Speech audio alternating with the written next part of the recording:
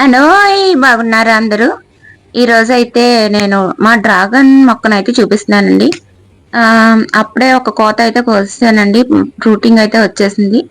మళ్ళీ ఇట్లాగా మొగ్గలైతే వస్తాయండి. అసలు డ్రాగన్ ఫ్రూట్‌కి ఎక్కడి నుంచి మనకి ఫ్లవర్స్ అనేవి స్టార్ట్ అవుతాయి, ఎలా వస్తాయి, ఏంటి అనేది ఈరోజు చూపిస్తానండి. అలాగే నేను ఎక్కువ పళ్ళు రావడానికి నేను వేసే ఎరువులేంటి, ఆ మొక్కను ఎలా శ్రద్ధగా పెంచాలి, ఏంటి అనే విషయాలని మీతో ఈరోజైతే షేర్ చేసుకుంటానండి.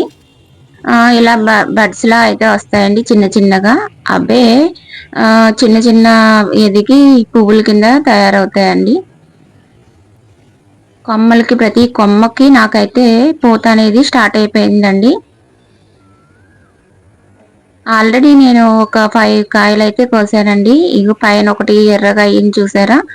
అలా రెడ్ కలర్‌లోకి అయిపోయిన తర్వాత మాత్రమే మనం ఫ్రూట్‌ని కోసుకోవాలండి చెట్టు నుంచి.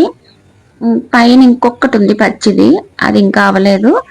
కానీ ఇదేంటంటే నాకు 3 టైమ్స్ అయితే పూతొస్తదండి. ఒకసారి కొయ్యగానే ఆటోమేటిక్‌గా ఇంకొకసారి వస్తది. అలాగా నాకు వింటర్ వరకు కాస్తనే ఉంటది ఈ చెట్టు. అసలు నేను ఈ చెట్టు ఎలా పెట్టాను, ఎన్ని చెట్లున్నాయి నా దగ్గర, ఎలా వచ్చినాయి, ఏంటి అనేది చూద్దామండి. నేను చిన్న మొక్క నర్సరీ నుంచి తెచ్చుకున్నా అండి.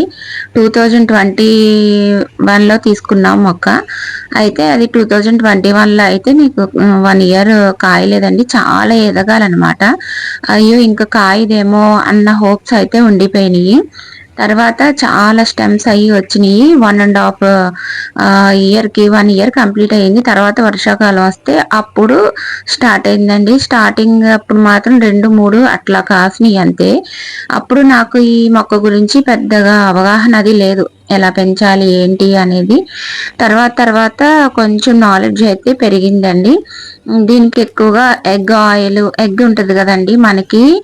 అవి నేను ఏం చేస్తానంటే, ఆ ఎగ్ ఎంత పరిమాణంలో మనమైతే తీసుకుంటున్నామో అంతే పరిమాణంలో ఆయిల్ కూడా తీసుకుని మిక్సీ పట్టేస్తే పాల నురగలా వస్తదండి. దాన్ని వాటర్‌లో కలిపి డైల్యూట్ చేసి ఈ మొక్కలకి అయితే వేస్తానండి. నేను ఇలాంటివి కొమ్మలు కట్ చేసేసి మళ్ళీ వేరే వేరే కుండీలో వేస్తానండి.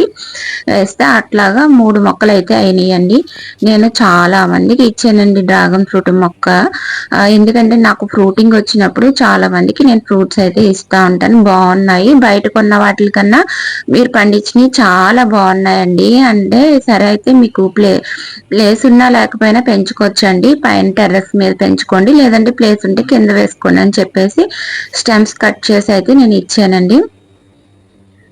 ఇలాగైతే నేను ఫస్ట్ ఇటువైపు స్తంభం దగ్గర ఉన్నదే పెట్టానండి. నేను రీపాటింగ్ అనేది చేస్తానండి మొక్కలకి. రీపాటింగ్ ఎలాగంటే మొత్తం పూతంతా అయిపోయిన తర్వాత మట్టి ఉంటుంది కదా, అది తీసేసి వేర్లన్నీ కట్ చేసి మళ్ళీ పాతేస్తానండి. అలాగే అంటే మొక్క డిస్టర్బ్ అవ్వదు, కానీ మళ్ళీ అదే టబ్‌లోకి అదే తీసేసిన మట్టి మొత్తం వేసేసి వేలుతో సహా వేసేసి ఉంచేస్తానండి. అలాగే కూరగాయ తొక్కులు అవి వేస్తా ఉంటా అండి.